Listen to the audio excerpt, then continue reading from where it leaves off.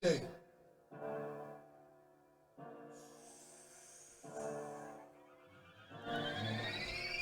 Somebody tell the law, I got 100 Moors. If the blood pours, I got 100 Moors. Even my Demegod is got it for the cause. And she rock, boy, you niggas rock, boy. Somebody tell the law, I got 100 Moors. With 100 Johns. If the blood pours, I got 100 Moors.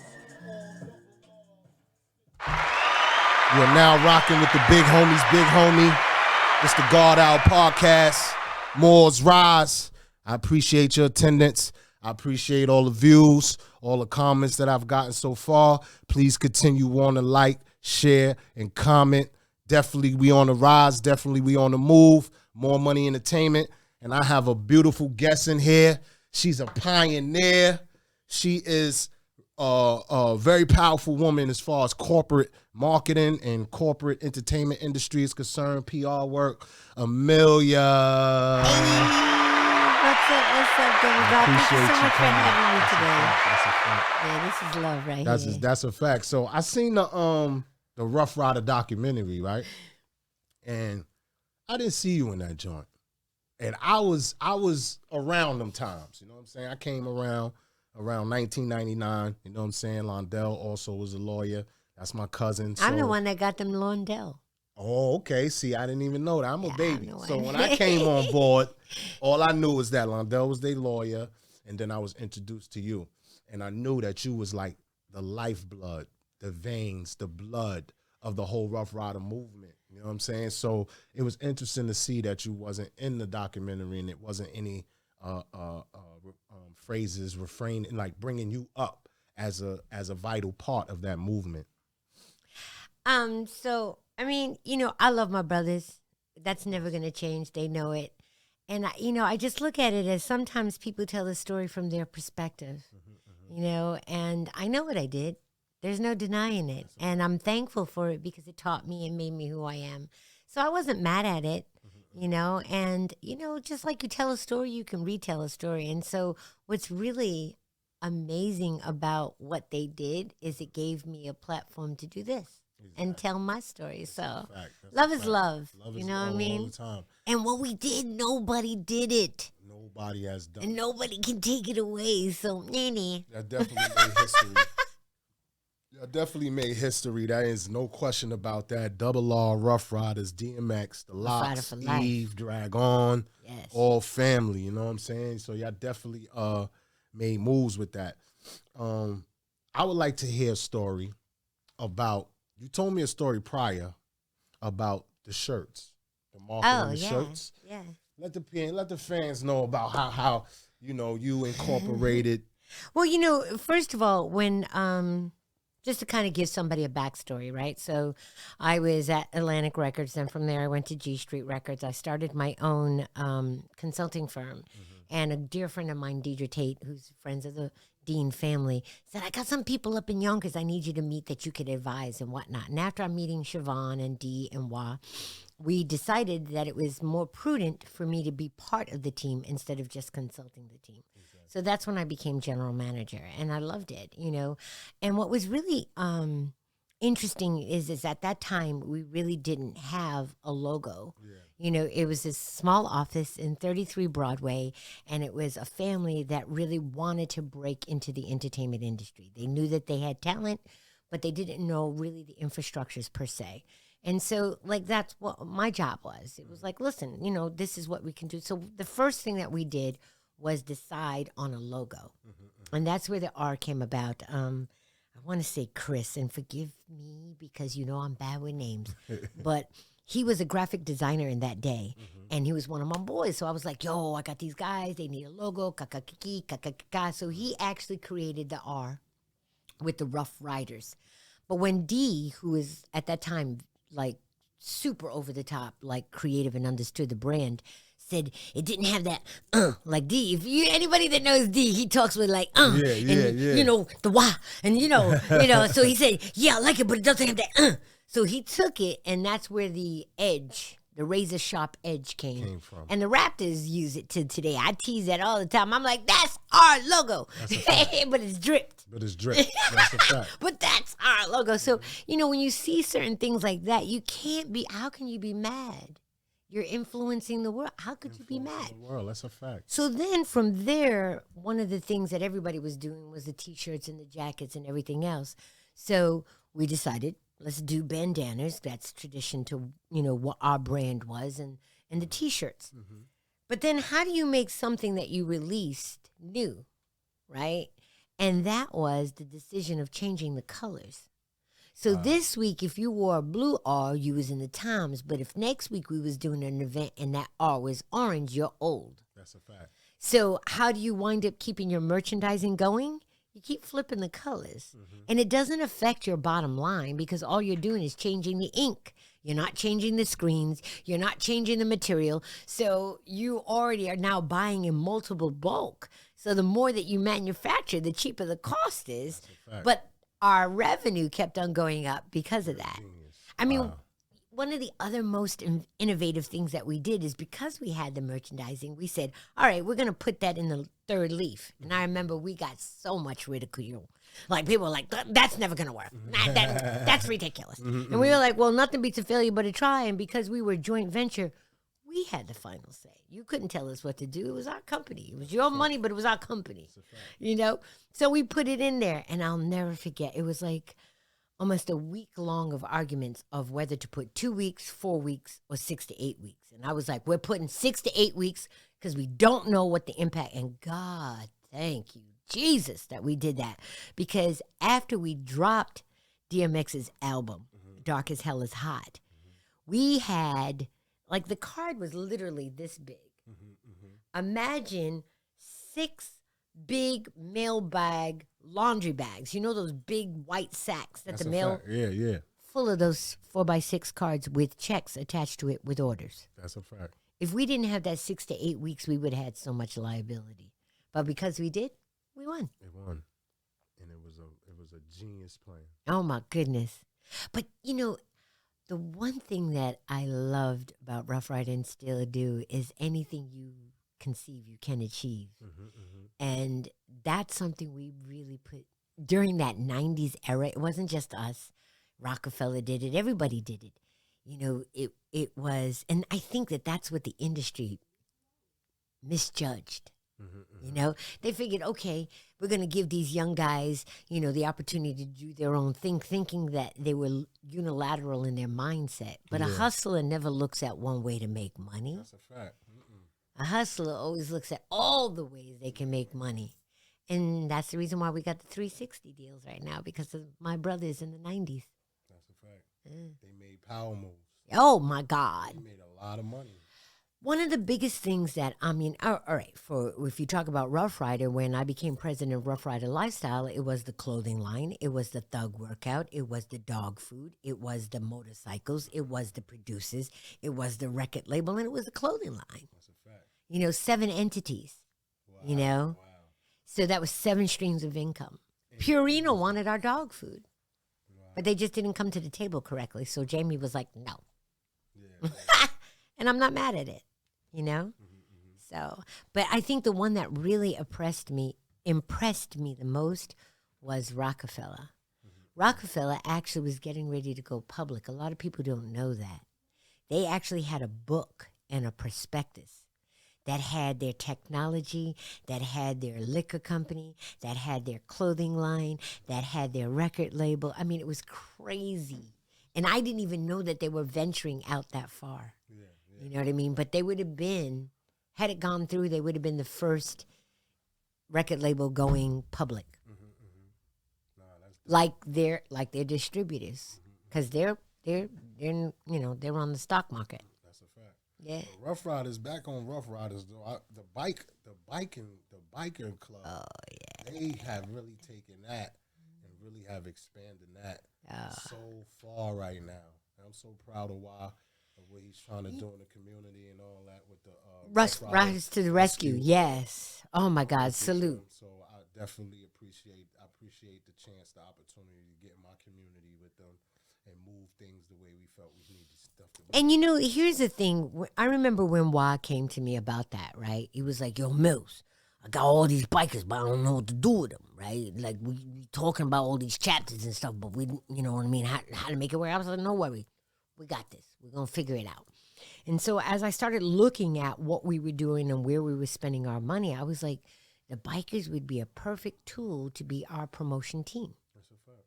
You know what I mean? I mean, when the bikers go down the street, even till today, every time I see them, and I said this to Shefik when I was doing Yonka's voices, I'm always throwing up the R's. Like, even today, I ran to the corner, I was like, I'm always throwing it up, like, and I'm screaming, block, so that they can raise it up and burn it out and do all their stuff. I mean, I love that stuff. I live for that, So what we did with the chapters was use it as a promotion team for the label itself. There was chapters all across. And so what we did is you would pay a fee to be a member. Then you would use that collective fee because our bikers chapters were like 100, 200 deep. So if you were paying $500, you just made $50,000. That's a fact. That $50,000, when our artists came into the market, you would use for an after party, of which you would make $100,000. And then you would take that 50 and pay it back to the people that invested as a perk for becoming part of the family, and leave the rest to divide between the mother company and the chapter. And I'm not going to divulge that. Y'all don't need to know the percentages. They don't need to know that. Right, yeah, that's a strictly need to know business. If you don't know, you don't need to know. Anyway, but that was the business model, and it's so exciting to see it still in effect. Working. Yes. Nah, it's working. Yes. I was one of the leaders who led X Body from the Barclays. I mean, from Yonkers Raceway, which is a casino now, to the Barclays, and it was amazing. It was an experience that I appreciate being able to have. The only people that was in front of me and Spider Black was the police. Spider. So me and Spider led the way in the red Benz. You know what I'm saying? And that's how the 100 Moors video came about. I caught the footage with my phone, and I just created like something for X to commemorate where I was and what I was doing, and then the song just went perfect. So that's why I did that. But I brought them out, man. Oh, He yeah. pulled up on the Benz while we was on the Deacon. We was on our way down, and he pulled up on the Benz on the bike, and he was like, "Yo, danger. Did I bring the Moors out?" Yeah. You got about 10,000 Moors out here on motorcycles. We out. And, just they gave X what was due to him, man. Yes, I'm saying that was respect. That was love. And just to be a part of that was great. You know what I mean? He was a being of his own person. I mean, I am so thankful that I had the opportunity to know him. And I still get a little emotional. Yeah. I couldn't do the funeral. It was just too much. I always had the dream of one day working with him again, because I don't know, a lot of people don't know that I was part of Bloodline, but I stepped away for a multitude of reasons that I will not discuss. But anyway, but he knows, and I know, and it was for the good. But, his whole dog theory was amazing, and I laugh at it still to today, because when I watch people walk their dogs, it's so amazing to see how they match the person's personality. That's And so he taught me something that I still hold to this day. Because I remember one time I was just bitching. Excuse me. I was just complaining. He's like, "What are you? A barking dog or a biting dog?" And I was like, "What? What are you? A barking dog or a biting dog?" And I had to take that in for a minute. But a barking dog just does nothing. But a barking dog is going to wait until you get close and take a hold of you. That's a fact. So I had to sit back and think about that. And I was like, I don't want to be a barking dog. Never have I ever been a barking dog. Yeah. If anything, I've been a biting dog. So, and he used to call females like me pit bulls in a skirt. Because you just never knew when they were going to flip. Because a pit could be the sweetest dog you ever want to meet, but do something that they've been trained for you not to do, and you got a severe problem. Yes. And when they latch on you, they ain't letting go until they decide to let go. Yeah. And I'm kind of like that. I'm kind of like that. So Amelia Latt I George. was like, okay, I'm a biting dog. Got an X. I won't complain anymore. And I mean, just so many things he taught me. So many, and he did it in his own way. Like a lot of people didn't realize how much of a true minister he was. Like I would watch him when the cameras were off and the people were gone, just consult with people and talk about his journey with God and how he was always having that conversation. You know what I mean? And it's real. Like it was so real. And I was like, wow, who would have thought from a man that had the journey that he had? And, a lot of times I tell people, like when it wasn't often. Like I got to keep this totally clear and totally transparent because I don't fake no jacks. You know that. Yeah. It was a love-hate with Earl. One minute he would love me, and next minute because I wouldn't agree with what he wanted me to do, he hated me. You know what I'm saying? But that was Rest life. in peace to X, man. Yes. Oh, I love the God. I still miss him to this day. And I got a funny story to tell you, right? Because Earl has a way of always just coming into your life in a mysterious way, right? So the day that I made the decision not to go to the funeral, right? And I'm watching everything online or whatever, and there's this guy, he's coming out of the house on 125. I was chilling on 125 with this little black Labrador puppy. There's like 20, 30 people because we were all out because it was a special day. And the dog comes barreling to me. I'm like, oh, I love puppies. So I asked the owner, what's the dog's name? And he had the gall to tell me his name is X. I was like, really? Really? Wow. That's funny because I was in Miami. Let me tell you this. I was in Miami when they announced that X had passed. I was in Miami. I was in South Beach. And there was a guy walking 3 pit bulls.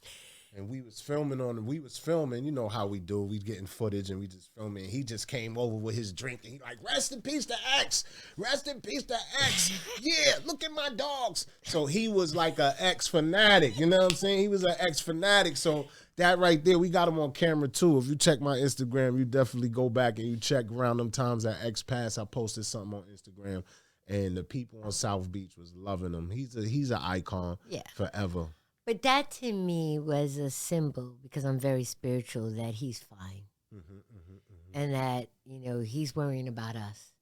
Like his last interview was like, don't ask me to pray for you. Pray yourself. And so, I hold that dear. Powerful. He was powerful. Yeah, oh my God. He was one of a kind. One of a kind. I don't think I'll ever meet another person like Earl Simmons again in life. Never. Dark man unknown that the world knew. That's a fact. Never. I was incarcerated with X.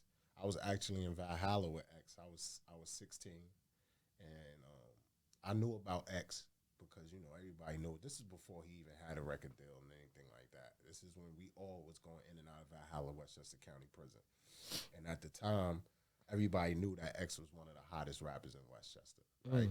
So Mount Vernon had a couple hot rappers. It was a young rapper called Lord Vision, Dwight. He was nice. He rapped like Lord finessing him. Ooh. So he had that type of battle style. He was nice. But me and him had bump heads with X on the outside, but we never really got a chance to let X hear our raps for whatever the case may be. So one night, every night, I was an adolescent. So adolescents, every night, we banging on the walls. Boom, boom, boom, boom, boom. You know what I'm saying? They got the brushes. They doing the beats. I'm rapping. They waking me up. They like, yo, kick something, Danger. So I'm kicking something. I'm rapping and rapping and rapping. Come to find out, X cell is right upstairs. Oh, we in 1 West. X is in 2 West with the adults. So I'm rapping all night, rapping. We banging on the wall. All of a sudden, we just hear somebody like, yo, who's that? Who's that? Who that rapping? So everybody got quiet. And nobody didn't want to say it was me. I ain't even want to say it was me. And it's like, yeah, that's Danger. That's Danger from Mount Vernon. He was like, what? Oh, yo, tell him to come to Law Library. Because he wanted to meet me just by hearing my lyrics. But I never even got a chance to meet him until later on when I got into that Ruff Ryder Londell and I was working for Londell, and then I got a chance to meet him again. He's like, don't I know you? Like, yeah, I was in adolescent block, and we used to, he's like, oh, yeah. So it was love off of that. But yeah, the memories with X is powerful. X always kept it 100. 100. Whether you were ready to hear it or not. Exactly. That's he where I did get not it from. give up. Yeah, 100. He was just gonna give it to you. X gonna give it to you. Gonna give it to you. He's definitely gonna give it to you. I loved him for that though. Let's go into what you're doing now. So, yeah, I mean, I've actually transitioned from a record executive into talent, but as an author of a book called CEO versus CEO, I decided to bring back my consulting firm. Wow. And I felt like right now, where independent music artists are, they need to understand how to connect the dots. A lot of them are doing a lot of things, but they're not connecting. And I like to tell them that a story begins with a word, then it becomes a sentence, then it becomes a paragraph. But if you don't connect those things, it's nothing. It's just words. So that's kind of like what my consulting buzz builder, BMC Consulting, does. Mm-hmm. And then I'm acting, and I'm a radio host myself. I have 2 radio shows. Let us know about that. Yeah, so the radio show, the second and fourth Friday of each month, is called We Got Straight Convo. Shout out to the producer, IMD Mecca. You know, because I'm really talented, so I'm not producing. I'm not doing all this stuff. I just come and talk. Yeah. I love it. And we've had Amir Sealy. We had David Roberts. I mean, it's we're talking to Smooth B because he's coming in for a show that he's doing at Lehman College next weekend. So we're talking about him coming. Shout out to Smooth B from Nice and Smooth. I love it. God, I love you. You Group know that. Nice and Smooth, pioneers, nice rap smooth. pioneers. And let me tell you, he's working on a classic. He's working on his first solo album, and I'm telling you, it's ridiculous. Smooth B. He got bullets in the chamber ready to go. That's fire. So with no silencer on it. And, you know, he's already had 2 #1 records so on DRT charts. So the audience is speaking. You know, they're telling him this is your time. But so that's one thing that I'm doing. That's more music oriented. We want to break records. We want to go back to the old tradition of radio and break records. Exactly. And then the other show is called Sipping Something Sexy, and that's the second and fourth Sunday of every month. And that's all about female empowerment because I'm never going to leave that. You know, it's who I am. I feel that it's sometimes very tough to be a female in the entertainment industry. And although we made headway, when I came back, it seemed like, I don't know, the rubber band got pulled back. You know what I mean? We was here, now we here. So I'm waiting for the rubber band to get released so that we can be way over there. Again. But we ain't there yet. Yeah. So you know the Moor, not to cut you off, but you know the Moor Science Temple, our fez is the woman. Mm-hmm. So it's all about, we wear the woman actually on our heads, and it's all about uplifting the woman because the society and nation can grow as far. They can't grow. The society and nation cannot grow no further than their women. So if their women are not advanced and they're not cultivated and they're not loved and they're not protected, then the society will not advance evolution-wise. So I commend you on that. Thank you. And I echo that because I turned around and I said, if you want to change the nature of society, it must start with the nurturers, you know, and we are woe men. You know what I'm saying? Mm-hmm. Because there's an extra element that we as women bring to nature, you know, and, you know, in the book, I talk about how men are, you know, just monolithic. I love my brothers. You know, you guys have a way of penetrating and getting to the root and the truth easier than us as women. But at the same time, we as women, because we're nurturers, we see everything from the plug in the side of the room to the color of the net, you know what I mean? And so that type of information, if it was brought collaborative instead of competitive, it's so powerful. That's what we was trying to on the very first episode of this show, my partner BBS, and we was talking about, you know, people not knowing. We know the genders, but we don't know how to dance together on how, you know, men have their strong points and women have their strong points. Women are psychic, women have mother's intuition, woman's intuition. There's certain things a woman has that a man is not privy to. And there's certain things that a man has that a woman is not privy to. So when you figure that out and you'll be able to apply it to your life, then you'll be able to do that dance. You know what I'm saying? But the dance has to be done healed. Yes. So a lot of people are running around unhealed. Say that again. The dance has to be done healed. So a lot of people are running around unhealed, full of fear, full of doubt, full of, have no self-worth, you know what I'm saying, for the things that has happened to them in their past. It's about living in the present. And I got something for people that live in fear. My definition of fear is face everything and rise. There's nothing to be scared about. But fear itself. Except if you walk in faith, if you walk in knowledge, if you understand who you are, there's nothing to be feared about. It's welcoming the unknown. So you face everything, good, bad, or indifferent, and then rise from it. Because every experience teaches you to the next thing.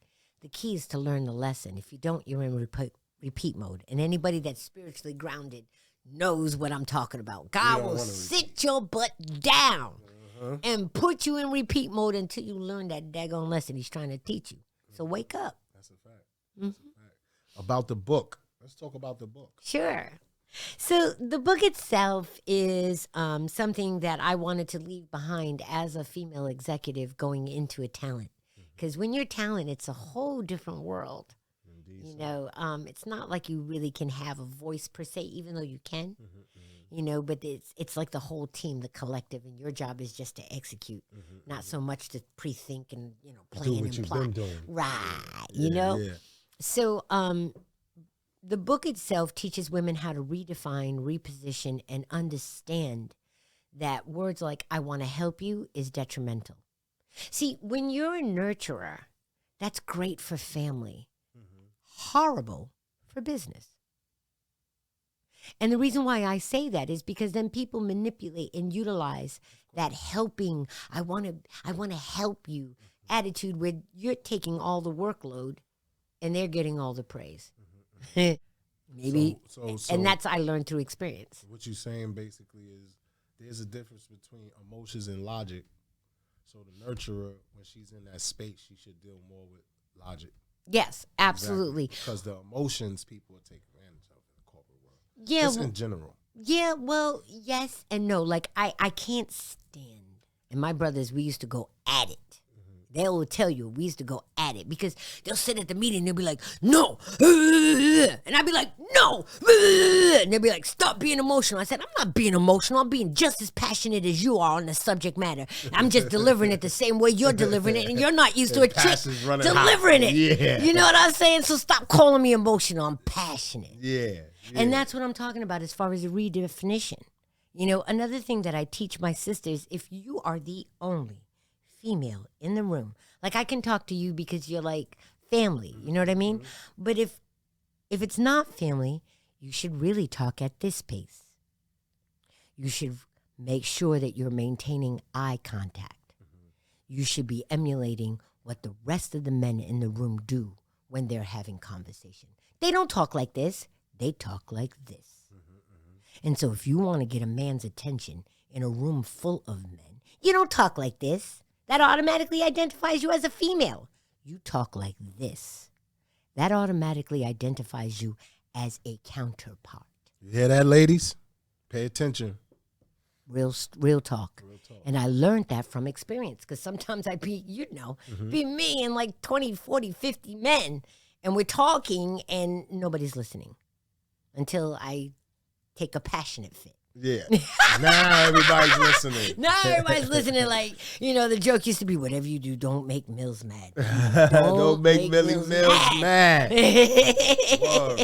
So the book is called Sheepreneurs. No, CEO versus CEO. CEO versus CEO. And the versus is not about competition with your brothers.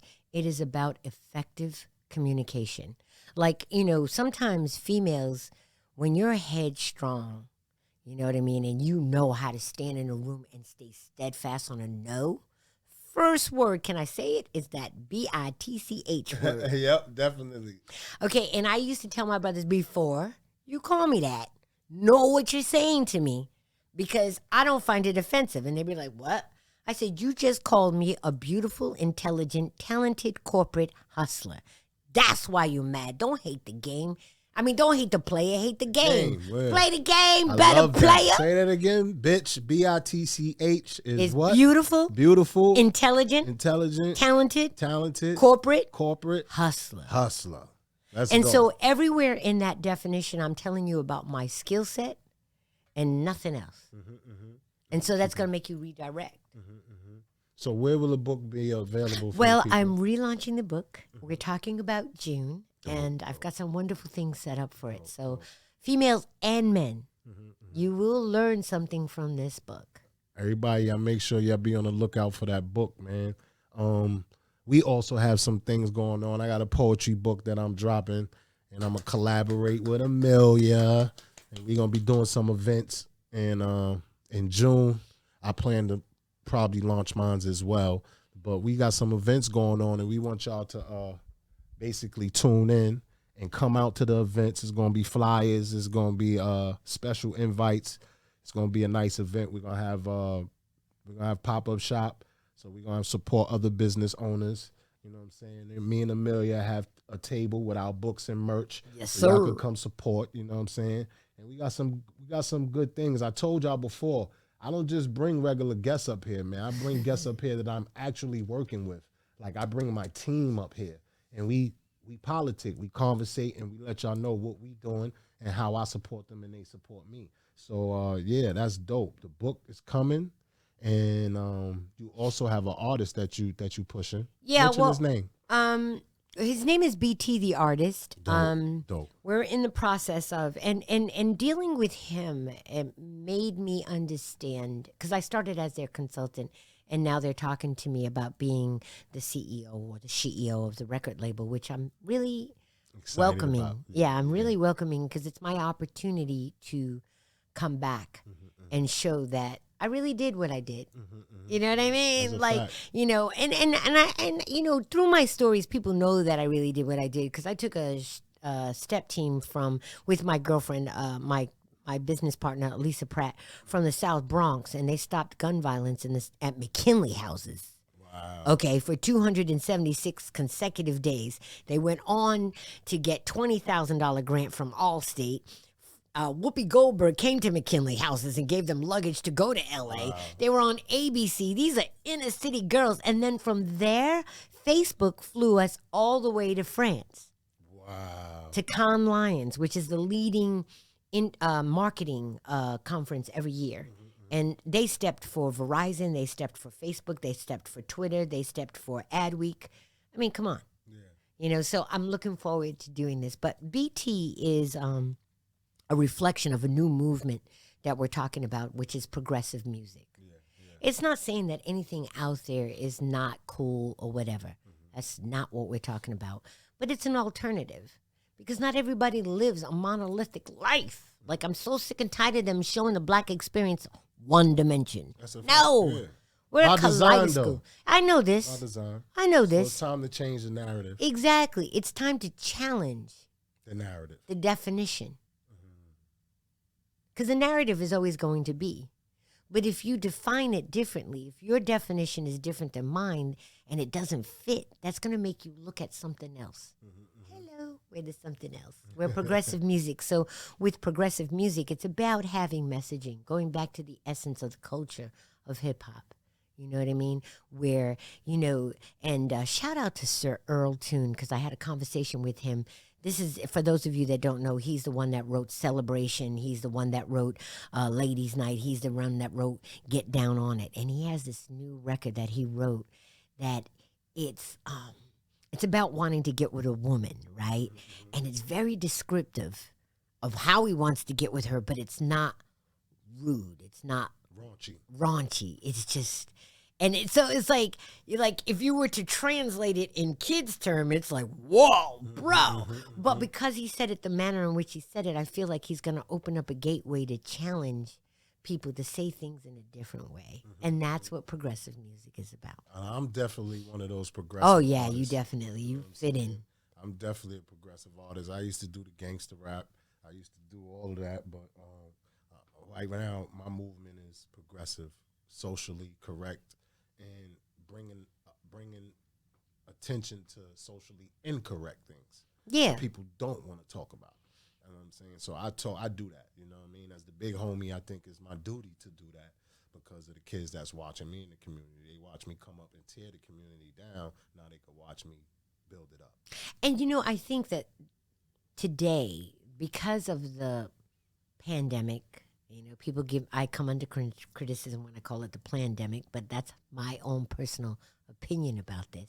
I feel like when I found out about the conference in October, before it happened in January, I'm like, they planned this. They planned it. They planned it. Like, don't say that this was just something that popped up. Y'all had a conference, an international global conference called COVID. How did y'all know COVID was going to expand in and spread? October. Because y'all spreaded it. So cut it out. In Wuhan. Cut it out. Come on. But anyway, but, you know, we're coming back. So in us coming back, let's think about what we can do to make today great and tomorrow better, learning from yesterday. You know, and I think that break that we had gave a lot of people to reflect on that. Definitely. And so now it's time to put it in action. Now it's time to put in the work. Yeah, now it's time to put it in action. Everything that you've seen during that break, you know, we work. Nobody's really looking at themselves in the mirror. Nobody's even looking at their spouses. A lot of divorces happen. A lot of things happen during the COVID. But I think that, like you said, it brought transparency to a lot of people. And a lot of people start waking up to see things for what they are, not what they seem to be. Exactly. And for the first time, I understood the difference between sheep and shepherds. For the first time in my life. I've always heard that terminology. I've always used it, but never really had a total understanding of that. Of what sheep and shepherds are. And shepherds are the people that have the knowledge that want to unprogram the sheep, that are just so programmed and so gifted in the system of doing that they don't pay attention to what they really should do. Exactly. And that's kind of like in this stage of my life, that's where I'm at. That's a fact. Well, I want to say that I appreciate you. I appreciate you coming through. I appreciate the fact that you're a part of the team. Yeah. I'm going to be working with you. And believe it or not, I think you're going to be a major key to my success as well. You know what I'm saying? As far as everybody else that's a part of our team, we are looking to you for the knowledge and the, you know what I'm saying, the wisdom that you bring to the table from all them golden years that you put down with the Ruff Ryders and all that. But let the people know where they can find you. Sure. So on social media, I'm Amelia Moore because I'm more than what you bargained for. So it's AMELIAISMORE, all one word. And, you know, that's pretty much it. I decided to stay transparent because I feel like we need to show that it's not all glitter and gold, but that when you truly, I mean, anybody that knows me knows that I've been working to get to this point for almost 10 years now. But like I tell, and this is the funny part, like I tell so many of my artists, if you didn't put in 7 to 10, you're not ready to come out. So until you do 7 to 10, until you do that bid, you're not ready. Not ready. So I'm ready. And $10,000? Yes, I'm ready. Facts. I'm ready. I appreciate you coming. Thank you. I appreciate you having me. This is the God Hour Podcast. I'm the big homie Demegod. You know what I'm saying? And this is what we do. We're going to take a break and we'll be right back. Time out. We on the type of time, kill 100 niggas in the rhyme on the track, and ain't none of them black. We gon' ride, we on that type of time. The Moors from the 9 is on that type of time. KKK want it, we on that type of time. Neo-Nazis wanna get it, we on that type of time. Protecting our hood, we on that type of time. We gon' ride, cause we on that type of time. This ain't black on black crime, killing your own kind, cause we no longer on that type of time. Blicky on death mode, you done know. We back with the God Hour Podcast, Moore's Rise. I got another guest. He's a designer. He's designing his own shoe. Very good friend of mine, representing Mount Vernon, New York. Orare, the designer of Orare shoes. Very beautiful shoes, as you can see. Italian leather, imported. And I'm proud of my brother, man. How you doing, man? Appreciate you being here, brother. Thanks for inviting me, bro. That's a fact, King. So Yeah, tell us man. about your brand, brother. Whoa, man. It was just, just came to me like, yo, I wanted to do some shoes, brother. You know what I'm saying? I seen the ad, said, you want to design your own shoes, go about these steps. That's a fact. So, I went about them steps. And here we are today, man, coming up with the name for the ORA.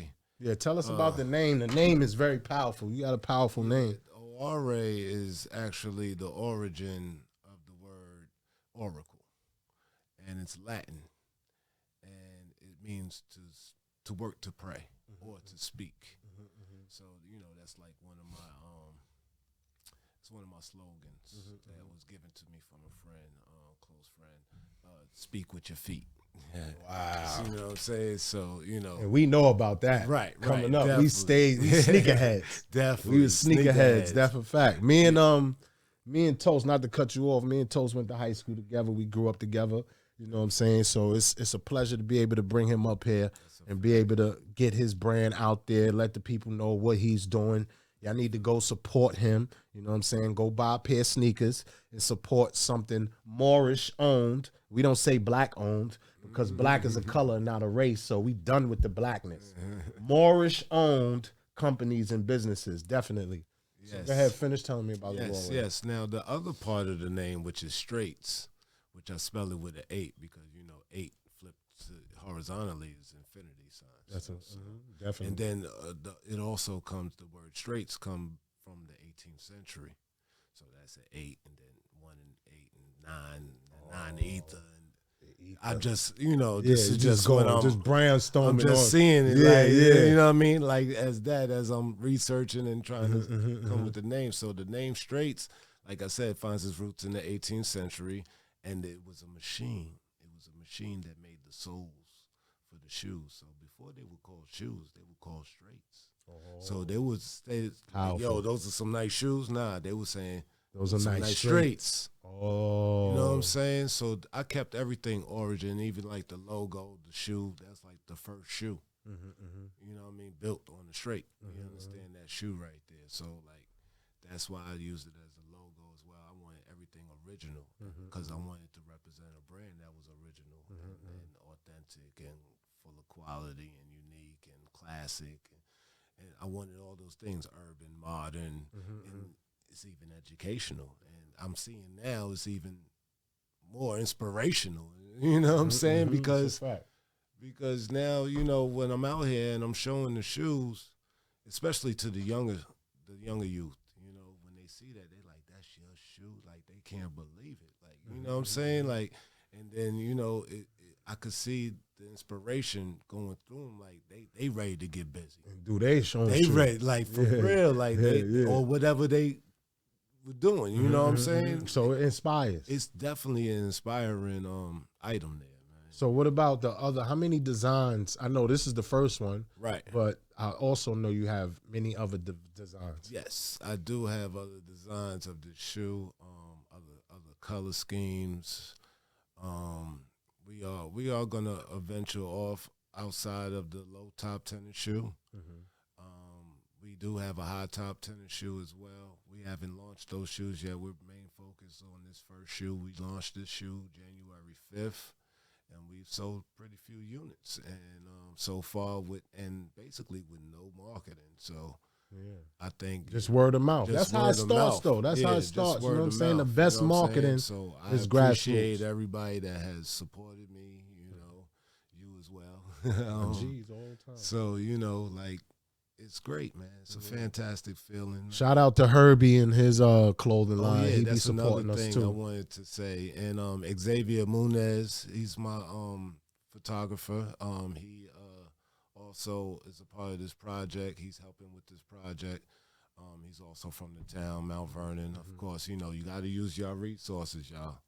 You know what I'm saying? Use your resources. Mount Vernon got so many resources and That's so a many fact. people And doing like you things. said, Herbie Ford, What's the name of his clothing line? Property of God. Property of God. So Shout out to Herb Ford with the Property of God clothing line. I did a pop-up shop, and they was one of the vendors at the joint. They did pretty good. They got some nice pieces, so check them out on Instagram.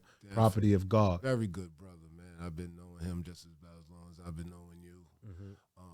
You know, we all grew up together, same school system, everything. You know what I mean? I didn't even know he had a clothing line until I came with this. I was like, yo, so, you know, I sent him the link. You know what I mean? He was the first person to buy my shoe.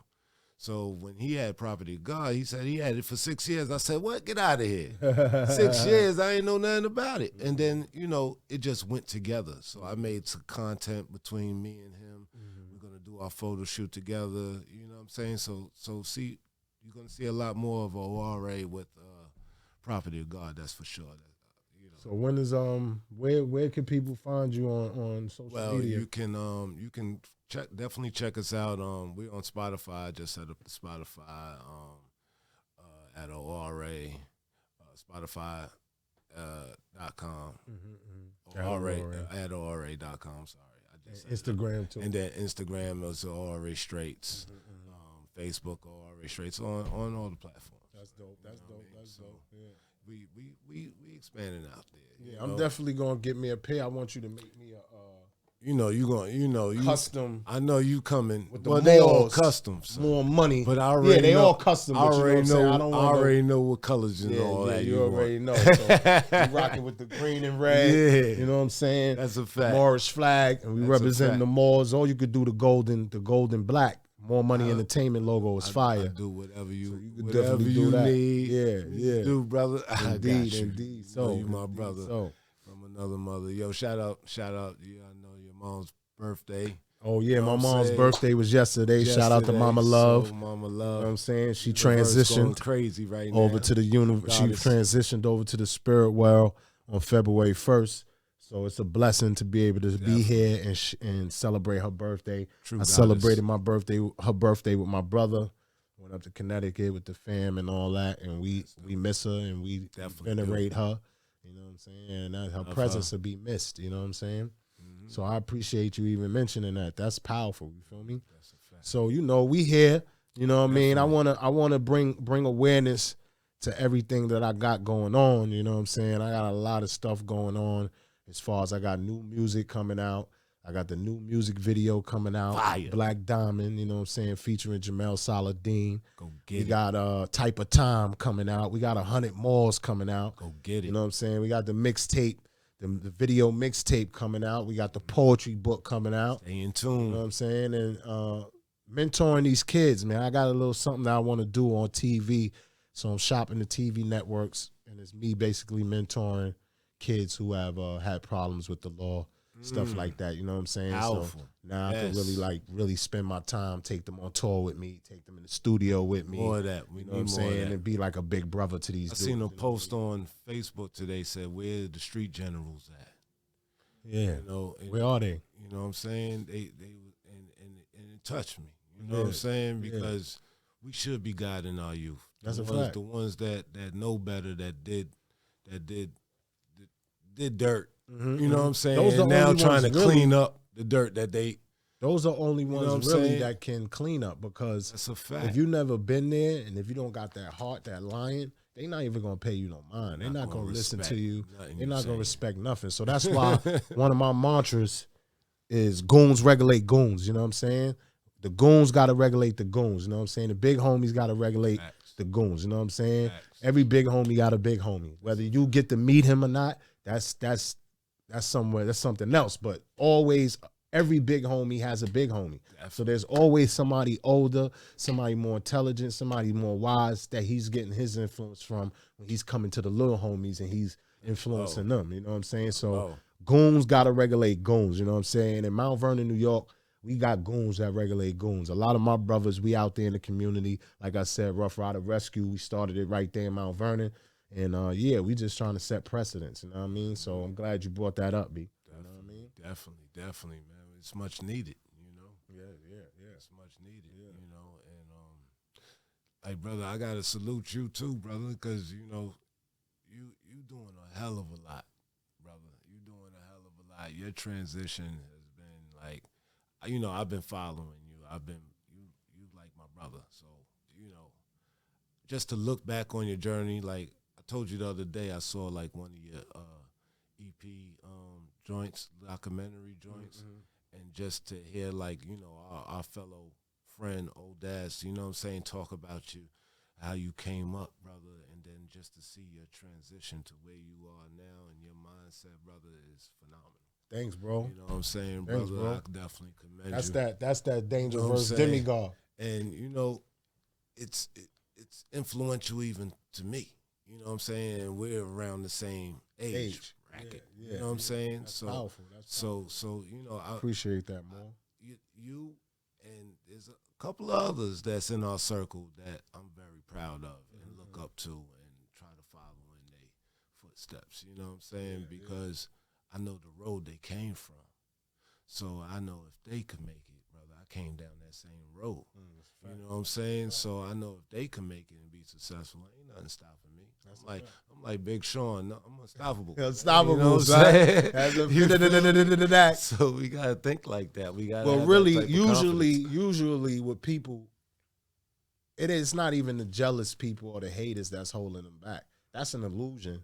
Nah, It's really you versus yourself. right. You know what I'm saying? You your own worst enemy. You know That's what a I'm saying? fact. And that's why when you said that and I said Danger versus Demigod, look for that EP on iTunes and all that, Spotify and all that. Danger versus Demigod, me versus myself. And the power behind that is the transition of where I was to where I am now. You know what I'm saying? So that's powerful. You know what I mean? And people could see that and they can learn off that and build off that. All power That's to how it. you tell we're powerful beings, though, that we're able to make the transition. And You not stay understand? stuck. And not stay stuck. You know what I'm saying? So like that shows power in itself. That's a fact. You understand? Word. So like that's just real. Like I appreciate you coming through, bro. Like Man. it's everything. Like, you know what I'm saying? anytime, anything. Be able to support you and Yo, what you doing. You know what I'm that saying? I wish you appreciate luck. being here, brother, for you doing this for me. Yeah, brother. that's a You know what I'm fact. saying? I So, use my platform how I'm supposed to use my platform. You know I what I'm saying? do know that. My platform. I'm the big homie for real. So if I bring somebody up here, then it's definitely official. You know what I'm saying? Official tissue. And, Definitely. I want everybody to support these Orares. Cop you a pair. Definitely. saying? Custom. Custom. Limited edition. Limited edition. Made in one Italy. Pair, one pair is about $189. $189. So, you know what I'm saying? That's not bad. They got Jordans out there for $500. 100% Italian leather, pristine Italian leather. Indeed Okay? so. Made in Italy, custom made. Listen, quality isn't an issue. Isn't an issue. That's a fact. So we like to end the show with that right there. And I appreciate y'all, man. I'm here. I want y'all to like, comment, and share. Share, like, and comment. campaign. Subscribe to the channel. You know what I'm saying? And make sure a like and a comment is all I really need in a subscription. That'll put me where I need to be. So if you want to support me, it starts with a like, comment, and a subscribe. You know what I'm saying? And then a share to about 4 or 5 people. Feel me? Let's get it. Let's go. The God Owl Podcast, Moors Rise, Rise of the Moors. This is Demegod, your big homie's big homie. And I appreciate you tuning in. Peace.